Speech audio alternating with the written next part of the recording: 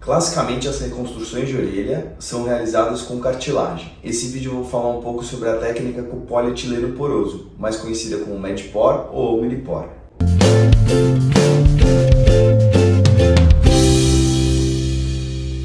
Então, essa técnica é chamada de neootoplastia. É a reconstrução da orelha por inteiro, do zero, utilizando uma prótese, que é essa daqui de Omnipor ou Med-Por, São os nomes comerciais mais comuns, mas a essência dela é o polietileno poroso, que é a substância que é utilizada.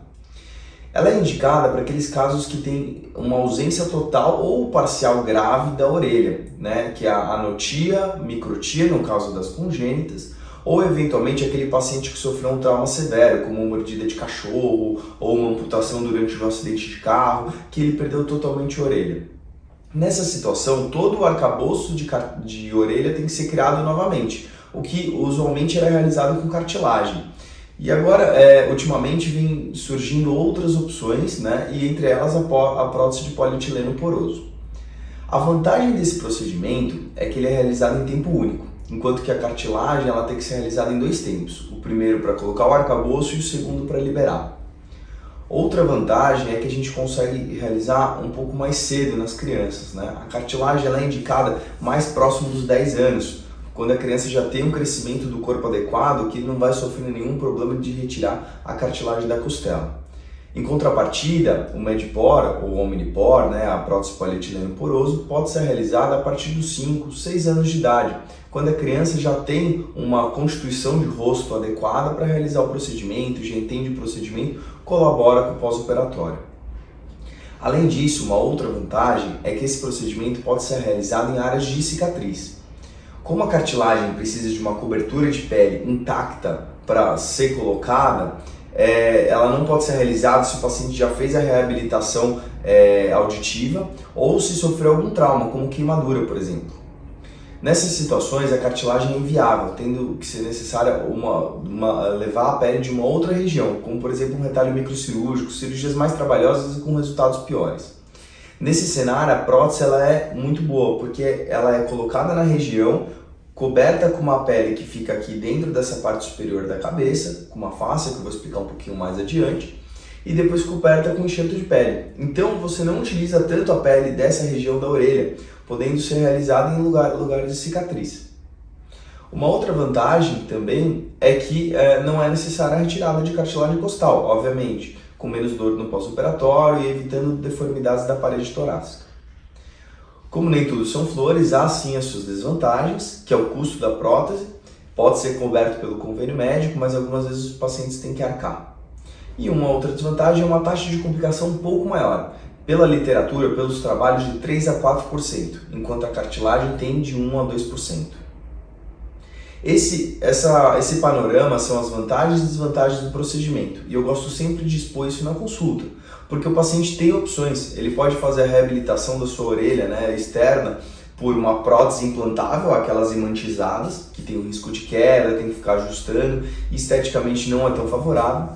Pode fazer com cartilagem costal, ou pode fazer com polietileno poroso, que é essa prótese sintética. Pessoalmente, eu gosto mais da terceira opção. Eu acho que ela tem grandes vantagens para o paciente, é um procedimento com menos dor no pós-operatório, acaba sendo muito vantajoso. Mas eu realizo as duas técnicas, com cartilagem também, e deixo o paciente decidir a decisão em conjunto. Eu levo a informação técnica e o paciente vê o que ele acha melhor para o seu cenário. O procedimento do polietileno poroso é realizado sob anestesia geral, no centro cirúrgico, obviamente. O paciente, depois de sedado, eu faço umas marcações na região, mapeando as artérias que eu vou utilizar para fazer a cobertura dessa prótese. Uma pele é levantada por baixo dessa pele do couro cabeludo, então não tem nenhum dano para o cabelo, para essa região de pele especificamente. É uma fáscia, que é levantada por baixo para fazer a cobertura dessa prótese. E o enxerto é retirado da orelha contralateral e muitas vezes de outra região, como da região interna dos braços ou da região inguinal, para fazer a cobertura dessa nova orelha. O procedimento todo dura em torno de 6 horas, depende um pouco de cada paciente, do que é necessário realizar. Depois o paciente é estubado e vai para a recuperação no quarto, permanecendo uma noite no hospital para a recuperação da anestesia. Vai embora no dia seguinte com o enfaixamento Embaixo desse enfaixamento tem um curativo, que é um curativo colorido, que muitas pessoas já viram, que fica coberto, né, pressionando a orelha. E esse curativo permanece por 10 a 14 dias, depois sendo retirado e substituído por um outro molde. O segmento é de perto no consultório, né? Eu vou avaliando caso a caso e pode ser retirado um pouco mais a posterior, dependendo, se eu achar que vai inchar um pouco mais. Por falar em inchaço, uma das grandes perguntas que me vem é o resultado, em quanto tempo. Nesse procedimento, o resultado imediato a gente já consegue ver o contorno da orelha desejado, já consegue ver um bom resultado. Mas depois, no pós-operatório, essa região incha muito, perdendo totalmente a continuidade da orelha, totalmente o desenho da orelha. Eu até brinco com os pacientes que a orelha vira uma batata, fica bem inchada. E dessa forma ela permanece por 3 a 4 meses, quando ela vai desinchando e o formato vai começando a aparecer. Então, o pós-operatório tem que ser muito trabalhado o psicológico do paciente e da família.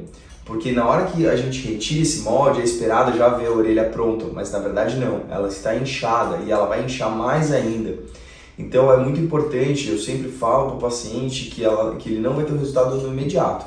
Vai ser preciso trabalhar esses 3, 4 meses, a gente vai ter que cuidar, hidratar bem a região, limpar, retorno semanal no consultório para chegar no resultado desejado. Uma outra pergunta que frequentemente me fazem é se o procedimento é coberto pelo convênio. Sim, todas as reconstruções de orelha, né, elas têm CID adequado, elas têm um Código Internacional de Doença e tem um Código TUS liberado para realizar o procedimento. Então sim, pode ser solicitado para o convênio a liberação do procedimento e cobertura inclusive da prótese. Imagino que eu consegui esclarecer uma parte de dúvidas, imagino que vão surgir outras dúvidas. Eu estou aberto, por favor, entre em contato pela mídia social, pelo nosso Instagram ou até via WhatsApp, que tem um link no site, para esclarecer mais dúvidas, ver como é que é o seu caso, eventualmente como é que é a cobertura do seu convênio. A minha equipe está muito bem capacitada para atender qualquer demanda.